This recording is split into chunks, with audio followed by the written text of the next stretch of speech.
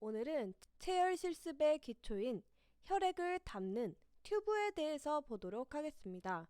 또한 임상병리사에 대한 법규 내용도 간단하게 알아보고 체열하면서 몇 가지의 주의사항도 보도록 하겠습니다. 혈액관리법 제2조에서는 용어의 뜻을 설명하게 됩니다.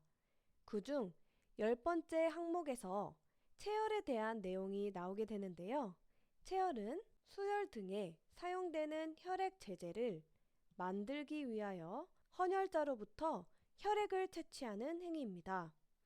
최근에 어떠한 기사를 보게 되었습니다. 개인적인 로컬 병원에서는 의료인이나 임상병리사 외에 병원 내의 사람을 체열시키는 그러한 일이 있어서 이렇게 기사화된 것을 볼 수 있습니다. 이 기사를 통해서 정말 무지함을 느끼게 되었고 법이 얼마나 중요한지 저희는 그것을 정확히 아는 것이 참 중요하다고 생각합니다. 먼저 의료기사의 종류입니다. 의료기사의 종류에는 물리치료사, 치위생사, 방사선사, 치과기공사, 그리고 작업치료사, 그리고 저희인 임상병리사가 있습니다. 종별에 따라 어떤 명령이냐? 바로 대통령령에 대한 업무를 수행하게 됩니다. 그렇다면 그중 임상병리사는 어떠한 업무를 하는지 보도록 하겠습니다. 임상병리사는 각종 화학적 또는 생리학적인 검사를 담당하고 있습니다. 여기를 보면 제1조 2에 의료기사 종별에 따른 업무에 따라 임상병리사의 업무는 기계, 기구, 시약 등의 보관, 또한 관리, 사응에 관한 업무를 한다. 또한 가건물 등의 채취, 그리고 검사에 관한 업무를 하며 혈액의 체열 또는 제제 또는 검사용 시약의 조제 등 그 밖의 임상병리사에 관한 업무를 한다고 법규에 기록되어 있습니다. 그러므로 체열은 임상병리사 외 의료인만 가능하다는 점 정말 중요합니다. 그리고 의료인의 종류 5가지 외우세요. 의사, 치과의사, 한의사, 간호사, 조산사가 여기에 포함이 됩니다. 임상병리실 또는 진단검사 의학과라고 하는 곳에서 각종 화학적 검사와 각종 생리학적 검사를 하기 위해서는 기본적으로 체열을 하게 됩니다. 빈혈 수치, 당뇨 수치, 지혈, 수혈 등 더 나아가 DNA, RNA, 유전자적 검사까지 적은 양으로도 많은 검사를 할 수 있는 장점이 있으며 조직 검사 외에 빠르게 결과를 내어주는 장점이 있습니다. 병원에 가면 단지 이 주사기로 피 뽑는 것만 관심 있게 보았지 이런 여러 튜브에 몇 가지씩 피를 골고루 담는 이 모습과 행위와 이 튜브에 대해서 생각하지 못했을 것입니다. 그림과 같이 이 여러 가지의 보트를 통해서 각각 검사들이 다르기 때문에 피를 담는 튜브의 색과 튜브의 종류와 그 안에 있는 항응고제를 아는 것이 굉장히 중요합니다. 먼저 항응고제는 바로 혈액의 응고, 굳는 걸 말하죠. 그것을 억제하고 지연하는 약제 또는 약물을 말합니다. 혈액학 시간의 기초인 혈액의 구성에 있어서 체열 후에 이렇게 원심 분리를 하게 되면 무거운 세포층은 가라앉고 가벼운 체액층은 뜨게 됩니다. 이 체액층을 살펴보았을 때 혈장과 혈청으로 나뉘어지게 되는데요. 혈장은 플라즈마라고 하며 혈청은 씨름이라고 합니다. 이 청이 맑을 청자이므로 이제 맑은 거, 아무것도 없다고 생각하시면 됩니다. 그랬을 때 이 둘의 차이점을 보게 되올 때 섬유소원의 유무에 따라서 보게 되는데요. 섬유소원이 있는 혈장층, 섬유소원이 없는 혈청층으로 나뉘어지는 것을 다시 기억하게 됩니다. 다음은 체열 부위를 보도록 하겠습니다. 체열은 이렇게 팔 쪽에서 진행이 되는데요. 체열의 위치, 가장 많이 우선적으로 선택되어지는 그 공간이 바로 이쪽 메디안 커비털 베인입니다. 8-5금 중간 정맥이라고도 하며 정중 주하 정맥이라고도 하는데요. 굵고 곱고 그리고 다른 혈관들에 비해서 아프지가 않습니다. 또한 혈종 발생도 가장 적은 혈관이기 때문에 이 중간에 있는 혈관을 우선적으로 보게 됩니다. 하지만 이 정맥이 어렵다면 바로 노 쪽에 있는 피부 정맥을 이용하는데요. 노 쪽이 바로 바깥쪽에 있는 정맥을 말합니다. 그래서 정맥 체열을 위해 두 번째로 선택되어지는 혈관이 바로 이제 노 쪽 피부 정맥을 말합니다. 저는 이 부분을 옛날에 외웠던 게 기억이 나는데요. 이 혈관의 바깥쪽을 말하기 때문에 이제 왜요 이런 식으로 외웠던 것도 기억하게 됩니다. 또한 이 메디안 커비털 베인도 안 보이고 이렇게 바깥쪽 혈관도 안 보인다면 바로 척측 피정맥을 이용합니다. 그것은 바로 이 안쪽에 있는 혈관인데요. 이제 이것이 바로 세 번째로 선택되어지는 혈관입니다. 이 부분은 굉장히 살 부분도 있고 약하기 때문에 아프기도 하지만 이 부분이 동맥과 또한 이 신경이 지나가는 부분이 있기 때문에 정말 주의를 요하는 그러한 부분이기도 합니다. 그 외에도 이 아래쪽으로 내려가서 요골정맥, 또한 손등 피정맥, 그리고 복제정맥 등 이렇게 다양한 이 체열의 위치를 살펴볼 수 있습니다. 잠깐 니들 주사를 보게 되면 사이즈별로 숫자가 작을수록 바늘의 굵기도 굵어지는 것을 볼 수 있으며 이 나비바늘 같은 경우에는 23게이지로 이제 손등이나 얇은 정맥에 가능합니다. 다음은 튜브의 뚜껑입니다. 튜브의 뚜껑만큼이나 종류가 많은 혈액 보트를 볼 수 있습니다. 주황색, 초록색, 하늘색, 빨간색, 골드색, 노란색으로도 보이고 또한 초록색, 보라색, 회색, 검은색 이러한 많은 종류의 혈액 보틀이 있겠습니다. 그래서 하나하나씩 보도록 하겠습니다. 먼저 혈액배양 튜브입니다. 혈액배양은 블러드 컬처라고 하며 이 안에는 혈액 배양할 수 있는 그러한 액들이 있습니다. 체열 순서에 있어서 첫 번째입니다. 이것은 균이 있나 이 혈액배양 튜브 같은 경우에는 이 몸속에 폐혈증이나 균혈증을 진단하기 때문에 무균 상태가 중요합니다. 그렇기 때문에 제일 먼저 한다는 점 정말 중요합니다. 또한 특징적인 것은 이 혈액배양 튜브는 하나, 두 개가 쌍입니다. 여기서 보게 되면 파란색 뚜껑이 있고 또한 분홍색 뚜껑이 있는 것을 볼 수 있는데요. 이 파란색이 바로 뭔가 공기가 통하는 느낌이죠. 그래서 산소가 있는 환경에서 잘 자라나는 균, 그리고 보통 파란색이나 초록색 버틀을 많이 사용하고요. 또한 이 빨간색 버틀 같은 경우에는 산소가 없는 혐기성 버틀입니다. 그래서 빨간색이나 또는 아까처럼 봤듯이 주황색이 바로 이 혐기적 조건의 혈액 배양 튜브를 말합니다. 그래서 호기성과 혐기성의 보틀이 한 세트다. 중요하고요. 그리고 각 8에서 10cc 정도, 최소 3cc를 권장하고 있습니다. 그래서 5일에서 일주일 정도의 배양 후에 이제 결과 판독을 하게 되는데요. 이제 배양 후에 양성일 경우 이제 동정을 통해서 항균제 감수성 검사까지 진행 후에 보고를 하게 됩니다. 그랬을 때 결과는 이렇게 세 가지로 나뉘어지게 되는데요.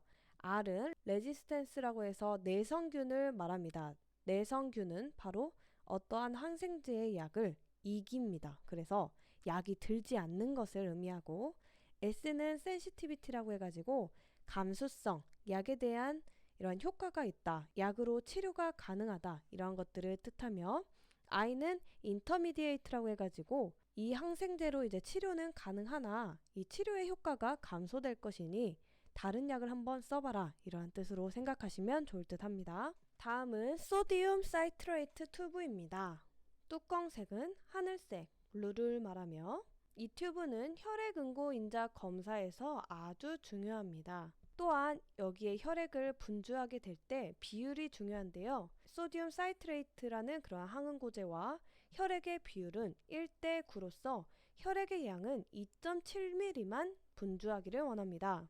보통 초보 선생님 같은 경우에는 이제 체열은 이렇게 잘 하시는데 이제 체열 용기에 담을 때 문제가 생기곤 합니다. 이 PT 같은 경우에는 이런 비율이 정말 중요합니다. 왜냐하면 이 비율이 맞지 아니하면 검사에 엄청난 영향, 오차가 일어나기 때문입니다.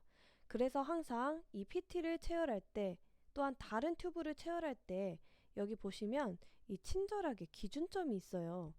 그러니까 이 정도는 체열을 해라. 그래야 비율이 맞기 때문이다. 이렇게 표시가 되어 있기 때문에 항상 이렇게 꽉 채우거나 여기까지 채우시거나 많이 뽑으셨다고 이렇게 하는 일이 있지 않도록 합니다. 또한 검사의 종류로는 PT, 프로트롬빈 타임이죠. 그리고 APTT, 그리고 PTT, 디다이머, 피브리노겐, 혈소판 기능 검사 등을 담당합니다. 다음은 시럼 세퍼레이터 튜브입니다. 이것은 SST라고 하며 뚜껑색은 골드 또는 노란색의 혈청 분리관입니다. 이 튜브로는 일반 화학 검사, 면역 혈청 검사, 그리고 혈액은행에서 자주 사용되며 특징적으로 첨가물이 있는 그러한 튜브인데요. 바로 아크릴 겔과 또한 응고 촉진제가 들어있습니다. 응고 촉진제엔 실리카가 있는데 이것은 분무 건조 방법으로 튜브에 분무가 되어 있으며 그리고 혈병의 부착 방지인 실리콘이 있어서 이제 겔의 용도에 있어서는 혈청 분리에 이용하게 됩니다. 다음은 EDTA 튜브입니다. EDTA는 뚜껑색이 보라색이며 EDTA로 할 수 있는 방법들이 아주 많은 것을 볼 수 있습니다. 먼저 대표적으로 EDTA를 통해서 CBC 검사를 하게 되는데요. 이 CBC는 적혈구수, 백혈구수, 또한 혈소판 수를 통해서 빈혈이나 염증 수치, 또한 지혈에 관한 그러한 기본적인 검사를 하는 것입니다. 두 번째로 블러드 스미어라고 해가지고 슬라이드에 체열한 혈액을 떨어뜨려서 다른 슬라이드를 통해서 쫙 밀어주게 되면은 이렇게 도말이 되는 것을 본 적이 있을 것입니다. 이러한 혈액 도말을 합당한 염색을 한 후에 건조하고 경검을 하게 되면 세포들을 관찰하는 데 있어서 용이한 것을 볼 수 있습니다. 그리고 세포수를 셀 수 있으며 그리고 혈소판 기능 검사와 다음은 당화혈색소인데요. 당화혈색소는 그 즉시로 구하는 당이 아니라 과거의 당, 즉 2, 3개월 전에 혈당의 평균치를 평가하는 것입니다. 보통 당뇨를 진단받은 사람들에게 일정 시간 동안에 이제 혈당이 얼마나 이렇게 잘 조절되고 있는가 보는 그러한 검사인데요. 이건 임상화학 부분이긴 한데 이제 시험 기간이 얼마 남지 않았으므로 이제 정상 범위는 4.0에서 6.0%입니다. 하지만 이보다 높은 6.5% 이상의 당이 나왔다면 이게 바로 우리가 흔히 말하는 당뇨병이다. 이렇게 진단할 수 있는 것을 알 수 있습니다. 자, 다음은 암모니아 검사인데요. 암모니아는 피를 뽑자마자 30분 이내에 돌려줍니다. 그래서 그 위에 뜨는 혈장층을 검사하는 그러한 검사입니다. 여기 튜브를 보시게 되면 여기 송글송글 맺혀 있는 것이 볼 수 있을 것입니다. 위부터 아래까지 쭉 맺혀 있을 것입니다. 여기도 그러고 EDTA 항응고제인데요. 이 믹싱과 관련이 있기 때문입니다. 혈액을 딱 넣었을 때 바로 이렇게 믹싱을 천천히 해야 됩니다. 믹싱을 탁탁 해버리면 이제 적혈구가 파괴되는 이제 용혈로 일어날 수 있기 때문에 항상 피를 뽑고 튜브 뚜껑을 닫고 위아래로 살살 이렇게 섞여주시면 좋을 듯 합니다. SS 또한 이렇게 첨가물이 들어있다고 말씀드렸는데요. 이 믹싱 부분에서 관련돼서 이것 또한 체열을 한 후에 이렇게 믹싱을 잘 해주셔야 응고를 촉진하는 그러한 첨가물이 들어있기 때문에 이렇게 빨리 응고가 됩니다. 그래서 바로 분리를 할 수 있고 검사를 할 수 있기 때문에 이런 부분도 사소한 것 같지만 결과에는 큰 역할을 한다는 거 알아주셨으면 됩니다. 자, 다음은 소디움 플로라이드입니다. NaF라고 하며 이 튜브는 뚜껑색이 그레이이며 회색이며 안티글리콜리틱 튜브라고도 합니다. 검사로는 혈당과 젖산 검사를 하는데 사용하게 됩니다. 다음은 3.8%의 소디움 사이트레이트인데요. PT와 같은 항응고제죠. 하지만 뚜껑색은 검정색인 튜브입니다. 이것은 적혈구 침강 속도를 분석하는 그러한 튜브인데요.